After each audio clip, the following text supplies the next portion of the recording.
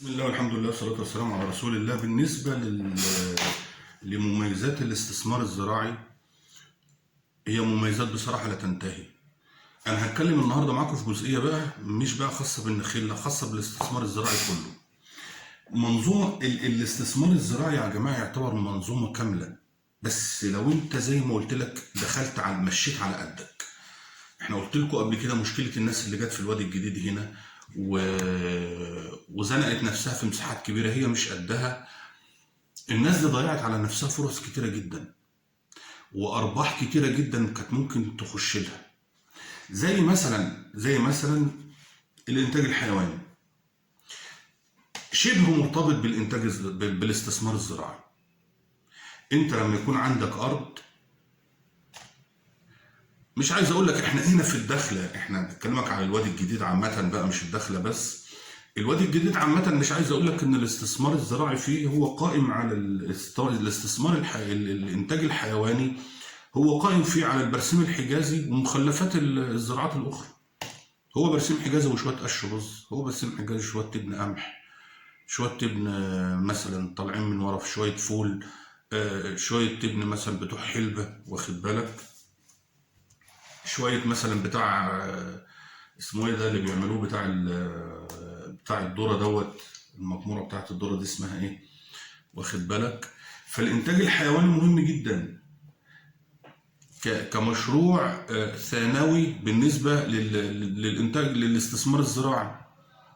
كذلك الاستثمار الداجني، الناس اللي ليها مثلا في تربيه الفراخ البيضاء، او ليها في تربيه البط، او ليها في تربيه الفراخ البلدي، واخد بالك، او الديوك الرومي، اي استثمار داجني برضه شبه مرتبط بالاستثمار الزراعي. انت عندك مساحه تبني عليها مزرعه ومصرح لك انك تبني مزرعه، واخد بالك، تبني مزرعه وتشتغل في الانتاج الداجني لو عايز.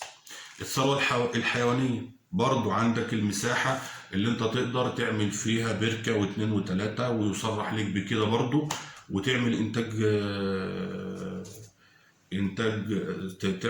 تخش في مساله الثروه السمكيه دي برضو ممتازه جدا جدا جدا. الله اكبر الله اكبر، واخدين بالكم. كذلك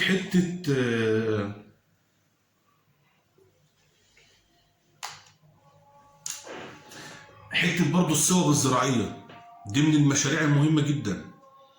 انك بقى تخش بقى في زراعه الخضروات، تجيب بقى حد متخصص، واخد بالك، وتخش في موضوع الصوب الزراعيه دي، حاجه مكسبها خرافي، ودي ممكن يبقى لها فيديوهات تانية لوحدها.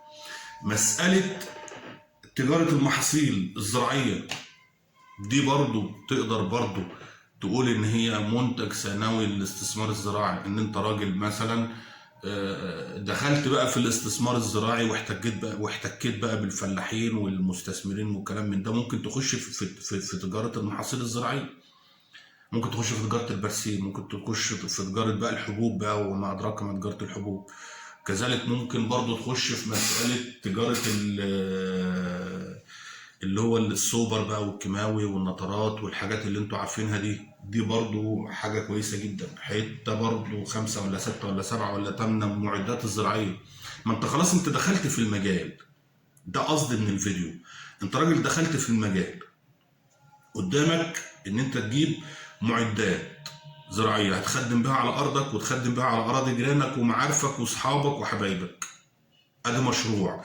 قدامك انك تتاجر في المحاصيل الزراعيه، قدامك انك تتاجر في الكيماوي والسوبر والحاجات دي.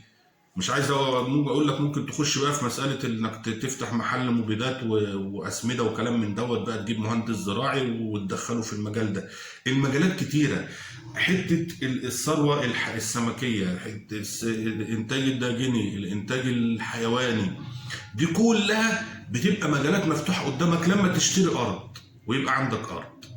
انت بقى عندك ارض ودخلت في المجال ده، المجال ده بحر واسع جدا، بحر واسع. بس زي ما قلت لك المشكله ان الناس اللي اكتر، معظم الناس اللي دخلت الوادي الجديد دخلت على طمع غير مقصود. زي ما قلت انا مش بذم، زي ما قلت في الفيديو برضو انا مش بذم. النبي صلى الله عليه وسلم قال لو أن لابن آدم واد من ذهب لتمنى أن يكون له ثاني. واخدين بالكم؟ فهو دي طبيعة البني آدم. طيب أنت بقى لو نظرت لها نظرة شاملة، وزي ما قلت لكم قبل كده يا جماعة الخير، الإنتاج الحيواني في الوادي الجديد يعادل الإنتاج الزراعي إن لم يكن يتفوقه.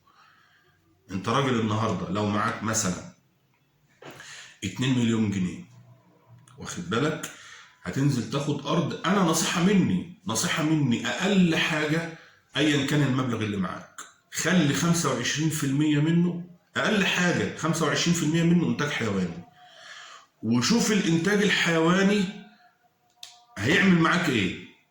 مش عايز أقول لك إن ال 25% إنتاج حيواني ده هيديك زي رأس المال بتاع الأرض كله، زي بقية رأس مالك اللي هو 75%.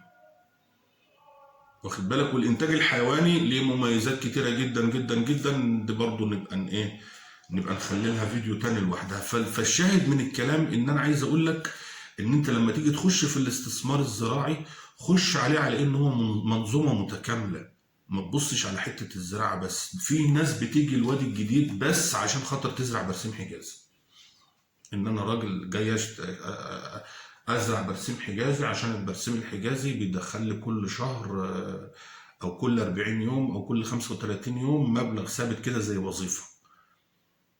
وده تفكير قاصر مش خاطئ، قاصر، هو تفكير صح. انا معاك ان هو تفكير صح. لو الواحد ممكن يجي ياخد له 10 فدادين، واخد بالك، ال10 فدادين دول بس لو صح، لو الارض صح واتزرعت صح واترعت صح، الفدان اقل حاجه هيصفي له 5000 جنيه، اقل حاجه هيصفي له 5000، متوسط يا عم 5000 جنيه في الحشه، يعني انت بتتكلم في 50000 جنيه كل حشه. واخد بالك؟ فده شيء كويس، بس برضه تفكير قاصر، تفكير قاصر. ليه؟ هتنيك انت طول عمرك بقى بيخش لك المبلغ ده زي موظف كده وخلاص. طب انت هتتطور امتى وهتزيد امتى وهتترفع امتى؟ مش هيرفعك غير انك تعمل منظومه متكامله، انك تبص بره الصندوق شويه.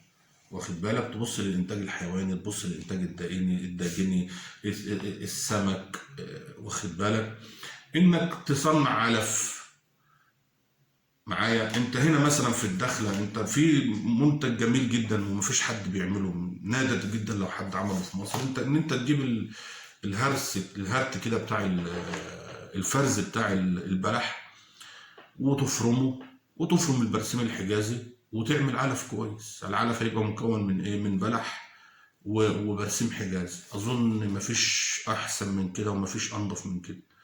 واخد بالك؟ وعايز بقى تفتح لنفسك سوق، السوق مفتوح، والناس في مصر كلها يعني تربية المواشي في مصر مجال كبير يعني ورهيب ويشيل أي مشروع.